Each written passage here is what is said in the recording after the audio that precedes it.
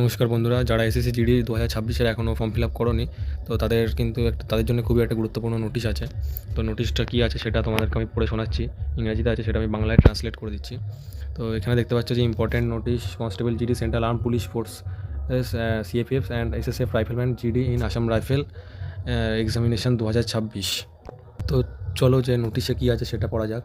তো নোটিশটা আমি খুলেছি, দেখতে পাচ্ছ এসএসসির তরফ থেকে অফিসিয়াল নোটিশই আছে এটা। ঠিক আছে, নোটিশের যে নাম্বারটা আছে, প্রথমে এই নাম্বারটা দেওয়া রয়েছে F.NO দিয়ে। তো নোটিশটা কী আছে আমি সেটাই পড়ে শোনাচ্ছি, বেকার বড় ভিডিও বানিয়ে কোনো লাভ নেই। যেটা মেন টপিক আছে সেটাই আমি বলছি ভিডিওতে।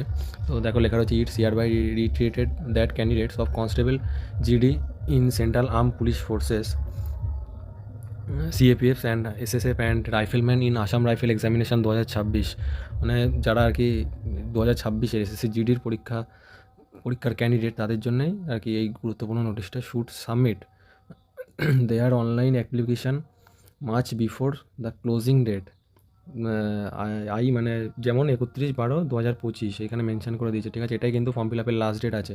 তো কেউ যেন এটা ভুলেও আর কি 31শে ডিসেম্বরের পরে করতে যাও না, তাহলে কিন্তু সার্ভার ডাউন হবে। প্লাস অ্যাপ্লিকেশান মার্চ বিফোর, মানে অনেক আগে করতে বলছে। 31/12/2025 কিন্তু অনেক আগেই করে নিতে বলছে এটা, তার কারণ আছে।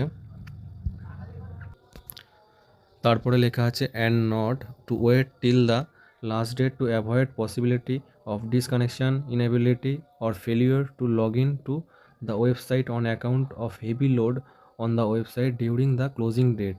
মানে যত ক্লোজিং ডেটের আগের দিকে চলে যাবে তত কিন্তু ওয়েবসাইটের সমস্যা আসবে, ওয়েবসাইটের সার্ভার ডাউন হয়ে যাবে, নানান রকম প্রবলেম আসবে, পেমেন্ট ফেলিওর হয়ে যাবে, তুমি একটা প্রসেস থেকে অন্য পেজে যেতে পারবে না, এরকম নানান ধরনের সমস্যা আসে। কারণ সবাই তখন লাস্ট ডেটের দিকে গিয়ে সবাই ফর্ম ফিল আপ করতে যায়, চাপ পড়ে যায় সাইটের উপরে।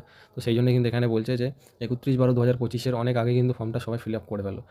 নতুবা হয়তো ফর্মটা কোনোভাবে ভুলভাল হয়ে যাবে বা ভুলভাল কিছু আপলোড হয়ে যাবে। ঠিক আছে, তো ফর্মটা রিজেকশন হয়ে যাবে, তুমিও পরে দেখবে না, পেমেন্ট করতে পারবে না। অবশ্যই পেমেন্টের জন্য একদিন এক্সট্রা ডেট দেওয়া থাকে। তাহলে তোমার যে মাধ্যমিকের ডিটেলস বলো, তোমার যে পার্সোনাল ডিটেলসগুলো পড়বে, সেগুলো লাস্ট ডেটের দিকে গিয়ে ভরলে আর কি মানে প্রসেসিংটা ঠিকঠাক হয় না, ভুল হয়ে যাওয়ার সম্ভাবনা থাকে। তো ভুল হলে কিন্তু তোমারই লস হবে, এসএসসির কিছুই হবে না বা সিএপিএফেরও কিছু হবে না, হবে তোমার একটা বছর নষ্ট হবে। আর প্লাস জানো সবাই যে পরের বছর থেকে মানে 26-এর ভ্যাকান্সিটা ফ্রেশ থাকবে, তার পরের বছর থেকে অগ্নিবীরদের 50% রিজার্ভেশন দিয়ে দেবে। আর 10% এক্স সার্ভিসম্যানদের রিজার্ভেশন, 10% মেয়েদের রিজার্ভেশন, 3% ডিপার্টমেন্টাল রিজার্ভেশন। মানে অ্যাকচুয়ালি আমাদের মতো ক্যান্ডিডেটদের জন্য থাকছে 27%। মানে 100টা সিট বেরোলে, মানে 100টা ভ্যাকান্সি বেরোলে, তো 27টা সিট আমাদের জন্য, মানে ফ্রেশ ক্যান্ডিডেটদের জন্য। তো এটাই কিন্তু খুবই একটা দুঃখের খবর। তো কেউ ফর্ম ফিল আপে ভুল করো না, বারবার দেখে নাও এবং তাড়াতাড়ি ফর্ম ফিল আপ করো যারা এখনও করোনি। কোনো রকম ভুল করো না, অবশ্য কারেকশানের ডেট দেবে, সবাই একবার নিজের অ্যাপ্লিকেশনটা কারেক্ট আছে কিনা সেটা দেখে নিও। Candidates are further caution that no extension of last date for submission application shall be granted under any circumstances. মানে কোনোভাবেই কিন্তু ফর্ম ফিল আপের লাস্ট ডেট বাড়ানো হবে না, এটা কিন্তু এখানে বলে দিয়েছে। কোনো রকমভাবেই বাড়াবে না লাস্ট ডেট। ঠিক আছে, 31/12/2025 এটাই হচ্ছে লাস্ট ডেট। এরপরে মনে হয় 2 দিন কারেকশানের ডেট আছে, তো তারপরে শেষ। কারণ অবশ্যই এই পিছনে যে জিডি 25-এর ভ্যাকান্সিটা রয়েছে ওটা অনেক লেটে চলছে, এর পরের ভ্যাকান্সিটাও লেটে চলবে, এরকমই একটা সম্ভাবনা থাকে। তো সেই হিসেবে এরাও চাইবে না যে ফর্ম ফিল আপের লাস্ট ডেটটা বাড়িয়ে দিই। তো ভিডিওটা ভালো লাগলে অবশ্যই শেয়ার করো, এবং সবাই যারা ফর্ম ফিল আপ এখনও করোনি তারা সবাই অবশ্যই ফর্ম ফিল আপটা করে নাও, এবং ভালো লাগলে চ্যানেলটিকে অবশ্যই সাবস্ক্রাইব করো। ধন্যবাদ।